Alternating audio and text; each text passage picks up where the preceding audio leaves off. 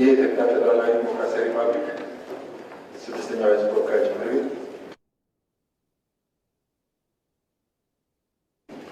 በሕገ መንግሥቱ አንቀጽ 58 ንዑስ አንቀጽ 1ኛ በምክር ቤቱ የአሰራርና የአባላት ስነ ምግባር አንቀጽ 22 ንዑስ አንቀጽ 2 መሰረት ከአባላት መካከል 274 የተገኙ ስለሆነ ጉባኤ ተመርጧል። የተከበራችሁ የሕዝብ ተወካዮች ምክር ቤት አባላት፣ የጅቡቲ ሪፐብሊክ ብሔራዊ ምክር ቤት ልዑካን ቡድን አባላት በዛሬው ዕለት የተያዘው አጀንዳ የጅቡቲ ሪፐብሊክ ብሔራዊ ምክር ቤት ፕሬዝደንት የተከበሩ ሚስተር ዴልታ መሐመድ ዴልታ ለምክር ቤቱ የሚያደርጉትን ንግግር ማዳመጥ ነው። በቅድሚያ የጅቡቲ ሪፐብሊክ ብሔራዊ ምክር ቤት ፕሬዝደንት ወደ ኢትዮጵያ እንኳን ደህና መጡ ያልኩ በሁለቱ ሀገራት ሕዝቦችና መንግስታት ያለውን የጠበቀ ወዳጅነት በክፉም በደጉም አብሮ የሚቆም ሕዝብና መንግስት ያለበት ሀገር በመሆኑ ይህን ግንኙነት ለማጠናከር ንግግር ለማድረግ በመምጣታቸው በራሴና በኢትዮጵያ ፌዴራላዊ ዲሞክራሲያዊ ሪፐብሊክ የሕዝብ ተወካዮች ምክር ቤት ስም ላቅ ያለ ምስጋናዬን አቀርባለሁ።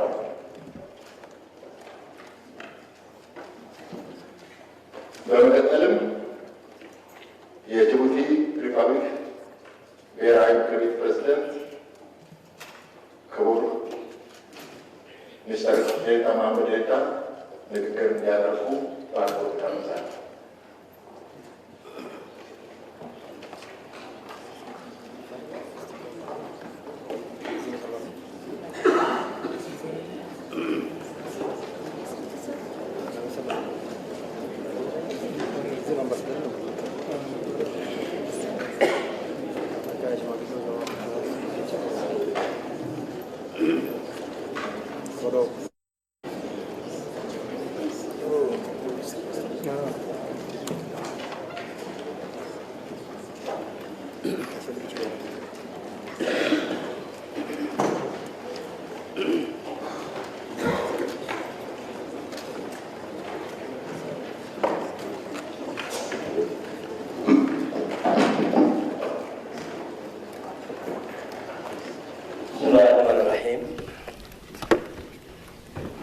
Excellence, M. Tegese Chefo, président de la Chambre des représentants du peuple de la République démocratique et fédérale du peuple de la République. Honorables mesdames et messieurs, grades et qualités respectives du protocole respectés. Je tiens tout d'abord à vous remercier de la chaleur de votre accueil au sein de cette distinguée assemblée, de la cordialité de notre échange hier avec le président du Parlement, mon frère Tegese Chefo, de la qualité de notre entretien avec ma sœur, la présidente de la République, Sahle-Worq Zewde, et vous dire combien je suis heureux, à titre personnel, de revenir dans mon deuxième pays. C'est sous le signe de l'amitié qu'est placée ma visite en Éthiopie. Une amitié personnelle avec votre pays, commencée lors de mon séjour ici, il y a plus de 20 ans, lorsque durant plusieurs années, j'ai eu l'honneur de représenter mon pays. Cette expérience m'a fortement marqué et beaucoup appris. La présidente de la République démocratique fédérale d'Éthiopie occupait alors quasiment à la même période les mêmes fonctions diplomatiques. Ma sœur Sahle-Worq Zewde représentait son pays à Djibouti et moi en Éthiopie. Elle est ainsi particulièrement à même de ressentir les sentiments que j'éprouve. Je le sais d'autant plus que nous avons eu l'occasion d'en parler lors de son précédent séjour à Djibouti au cours de laquelle elle avait prononcé une brillante allocution devant le Parlement djiboutien. Nous sommes tous les deux très fiers du chemin parcouru et du succès de nos efforts pour rapprocher nos deux pays, nos deux peuples, nos deux économies. Cette amitié a été confrontée ensuite par le contact et les relations entretenues. C'est une amitié sincère et vraie qui s'est renforcée à chacune de nos vies, mais surtout de l'amitié entre nos deux peuples que j'ai vu aujourd'hui témoigner. Honorables mesdames et messieurs, vous incarnez aux yeux du continent une singularité, un symbole que je suis heureux et fier de saluer aujourd'hui devant votre assemblée. Le président Ismaël Marguerite a été le premier à avoir eu cet insigne honneur à 2 reprises. En décembre 1999, juste après sa prise de fonction, puis en mars 2017. Ce réel privilège et beaucoup de joie de bénéficier de cette même marque d'amitié, cela me touche prochainement. Heureux parce que le Turquie est un grand pays émergent. C'est un pays qui structure l'organisation régionale, l'IGAD, par sa démocratie, comme par son poids économique, mais aussi par sa vitalité, sa diplomatie, l'évissivisme de sa culture, celle de sa création littéraire et théâtrale. Mon désir est de mettre au cœur de cette visite aujourd'hui à Addis Ababa l'élargissement des partenariats entre les deux pays dans de nombreux domaines, économiques bien sûr, mais aussi culturels, touristiques ou sportifs. Je vais renforcer la vitalité de nos échanges en soutenant le programme que nous avons encouragé par nos exécutifs respectifs à engager et approfondir afin d'encourager la mobilité des femmes et des hommes, en particulier celle des jeunes et des étudiants, qui est extrêmement importante pour rapprocher nos jeunesses et nos peuples. Je crois beaucoup au développement du sport.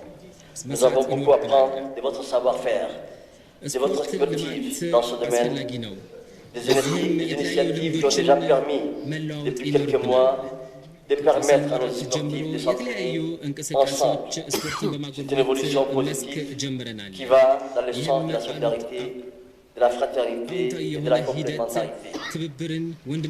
Pour renforcer aussi nos liens économiques, je souhaite que nous développions un environnement beaucoup plus réactif et un lien beaucoup plus puissant entre les deux pays en s'appuyant normalement sur les actions et les initiatives de nos deux leaders respectifs, le Son Excellence Ismaël Marguerite et le Premier ministre Dr Abiy Ahmed, dont l'intervention a œuvré pour le bien commun de la région inlassable.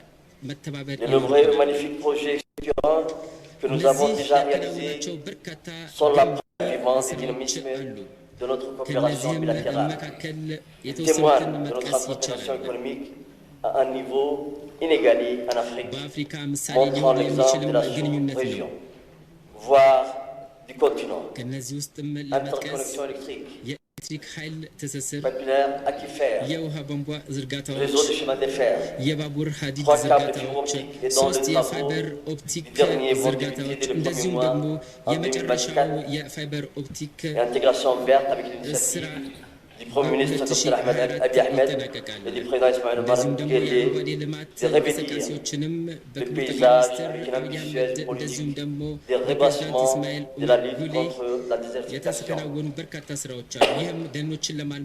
L'intégration régionale doit rimer avec tous les meilleures routes et sécurités routières encore plus améliorées, des formalités plus légères pour circuler entre les pays pour faciliter la libre circulation des personnes et des biens.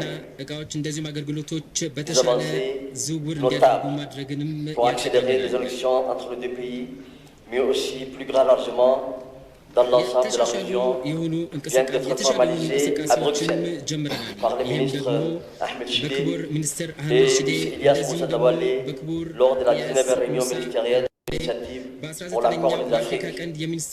9 milliards de dollars sont déjà engagés pour accroître nos économies, renforcer l'intégration digitale, faciliter les échanges et augmenter la résilience de nos populations.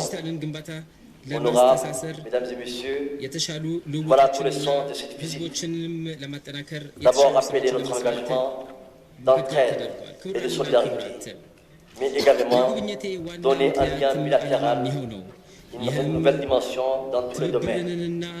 Nous voyons dans l'Éthiopie une grande puissance émergente qui porte la responsabilité de ses plus de 120 millions d'habitants.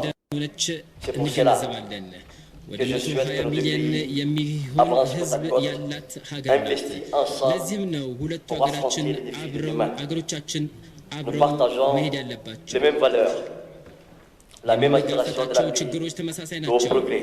Nous sommes exposés aux mêmes menaces et aux mêmes risques. Et sur les épaules repose les mêmes responsabilités. Rien de ce qui affecte l'Éthiopie ne saurait nous être indifférent. Nul n'est à l'abri des conséquences de ce qui se passe ailleurs, puisque le fruit à l'autre bout du monde, comme on a pu le voir avec la crise de Covid.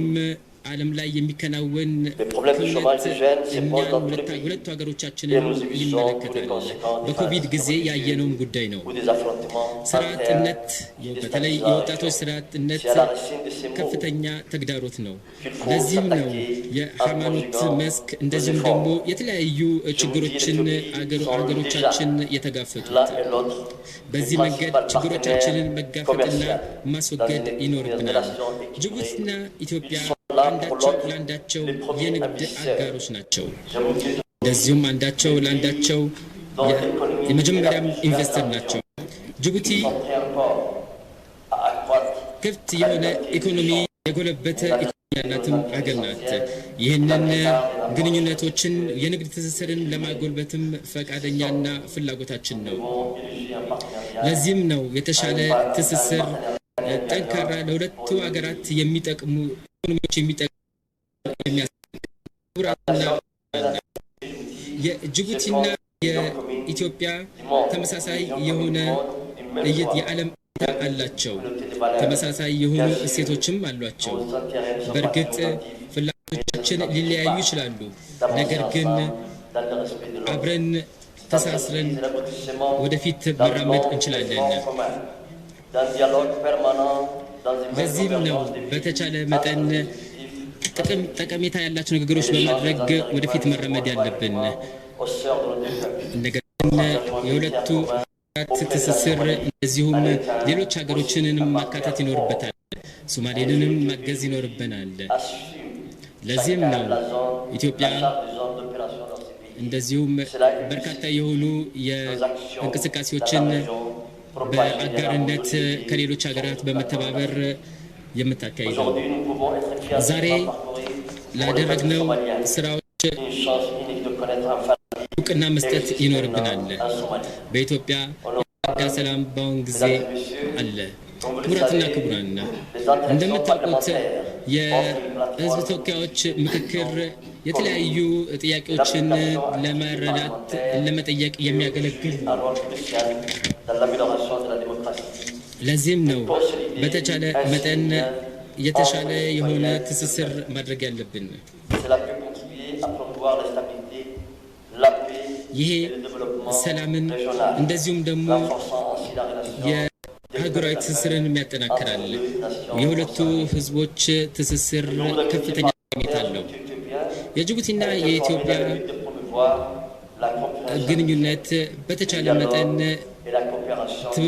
ትብብርን መሰረት ያደረገ ነው።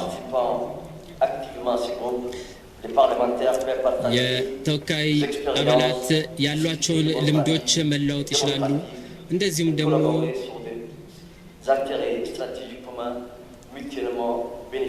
ለሁለቱ ሀገራት የሚጠቅሙ ጥያቄዎችንና መፍትሄዎችንም ማስቀመጥ ይችላሉ።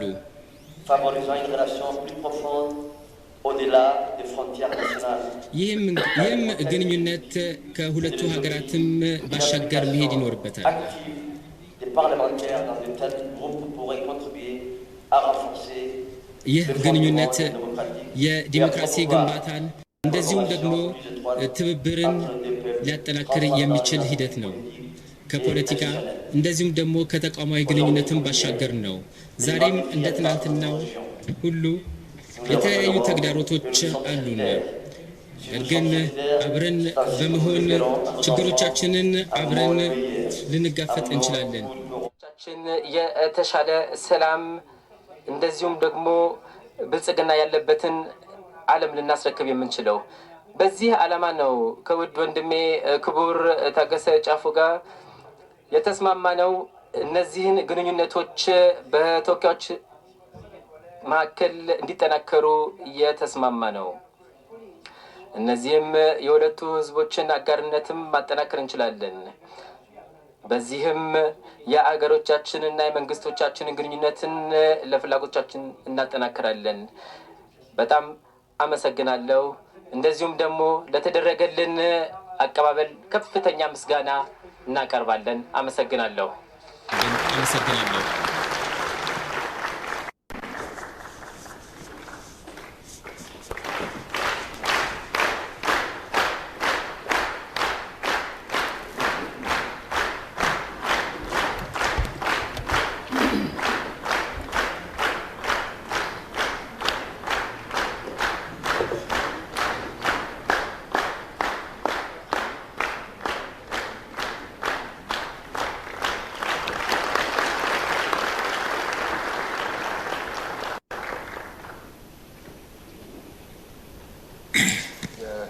ጅቡቲ ሪፐብሊክ ብሔራዊ ምክር ቤት ፕሬዝዳንት የተከበሩ ሚስተር ዴልታ መሐመድ ዴልታ በንግግራቸው እንዳሉት ቀደም ሲል በኢትዮጵያ የጅቡቲ አምባሳደር ሆነው ያገለገሉ ናቸው።